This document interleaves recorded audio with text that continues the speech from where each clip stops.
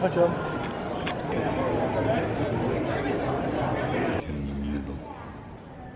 And the vast majority of American people age 30 are too many guns in their arms. And that really bothers me. I don't want to be. Well, who did you expect? That's okay. We'll show us. All people always need accountants. So, Reefer. I run a company called Refigure. I mentor entrepreneurs, freelancers, business owners using coaching and meditation techniques. I was a digital project manager for 20 years, probably more than now. Like, years keep going by, don't they? I keep saying 20 years. I still do fun projects like running the recent Talent 2018 Festival for Wild Sussex as festival director. I run the new tech group called She Says Brighton. I'm a diversity champion, and I'm the festival director for Spring Forward in March. So my first question to you is just to mull over is, why do you want to freelance? Is it because, or why are you freelancing at the moment? Is it because you want more freedom, more time for yourself, more money, or is it because you just don't want to work with annoying people? You don't want to work in an office anymore? We'll come back to that later. So I've been a freelancer on and off for years. I worked for some of the most creative, cutting-edge web agencies in London in the late 90s, early 2000s, and at that time, freelance producers, project managers, account managers wasn't really a thing. But I realised I didn't like working full-time. I liked working for 6 months to a year on a project, delivering it and moving on. And after I managed a team of 20 writers, developers, designers for the first Channel 5 website, I worked closely with all the heads of the marketing departments at Channel 5 when I was over 25 myself, and then got made redundant as soon as the project was delivered. I knew I had skills that were really valuable, but not as a full-time person. So that was my motivation, really. I was like, I'm just going to create this for myself. I'll be a freelance project manager, even though they don't exist. So one of the first things I ever did when LinkedIn first started was to connect with everyone I'd ever worked with. Those people that I'd lost contact with when I moved to Brighton, I was like, well, I'm just going to be brave and contact both colleagues and clients. I felt a bit anxious about it, but 99% of the people I'd worked with wanted to connect, and the next step was to ask for recommendations.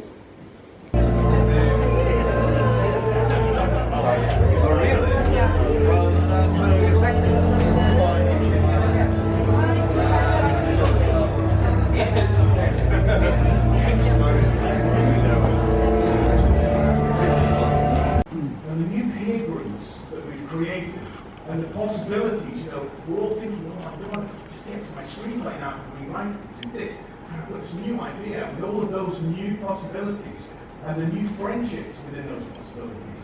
It's all amazing, but it's only going to be of any use if you don't let the Screenwriters Festival be that thing that we did. We've all got a book on our shelf that we bought because we wanted to learn something. We bought the book and went, this book is how to learn this thing. Let me put it on my shelf. And somehow I learnt it by having it on it's available to me. But really, it's meaningless because we never accessed it. So don't let this festival, don't listen to this event, this experience, this passion, these feelings, be that book. So you have to take it out, you have to read it, and you do that by being in communication with the people that you've met over the last 3 days. Because if we let it be that book, this event will turn into the road of one day someday. And trust me, the road to one day someday truly leads nowhere. You will meet people tomorrow who will talk about the road to one day someday. That thing they're going to do off in the future. I'm really, really going to do that. Until, let me just give you a bunch of reasons and excuses why I can't really do it right now. I can do it maybe next week or the week after. Right? It's just bullshit. They're just not committed. So commit to making it happen. However, whatever that is, for you to commit.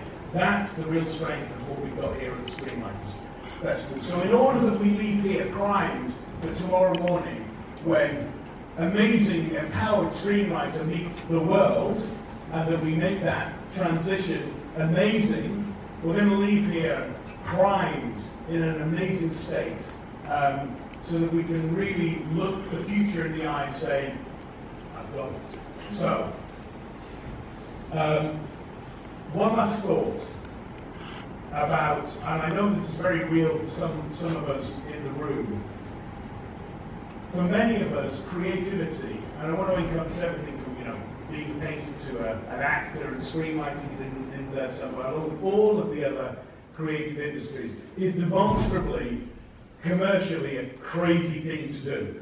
I mean, pretty much any job on the planet is likely going to pay more, certainly at the beginning of that journey. Maybe not at the end, and maybe we can earn the big money at the end, but we live in a practical world, don't we? We have bills, we have rent, we have mouths to feed, and there may be people in our lives that are not really fully committed to our dreams. And for some people in this room, there's going to be someone waiting at home going, so how was that festival then? Learn anything? And don't let that person shut you down. Now, the way you do that is make it about them tonight. Tell them how much you miss them and how much you feel inspired, and take what we've learned and apply it to your relationship and apply it to your life and get that part of you working much more efficiently than you start ranting. I mean, if you go home and go, I just met Andrew Meyer who wrote Robocop, they're probably going to have a different reaction. So make it about them. Because ultimately it is about them. It is about our relationships, and our most intimate relationships are our most important relationships. And for us to go on the crazy, crazy journey of creativity, we need the people around us to be fully enrolled in that dream and that vision. So talk to them about their day before you tell them about how awesome the last 3 days have been for you. So it's time for us to go on one last journey together. Are we ready for that? Yeah. Outstanding. So we can do this seated for a moment. I'm going to take a sip of water because my mouth is very dry.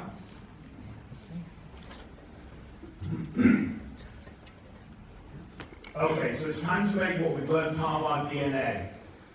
Take a deep breath. In and out. Okay, so everybody stand up.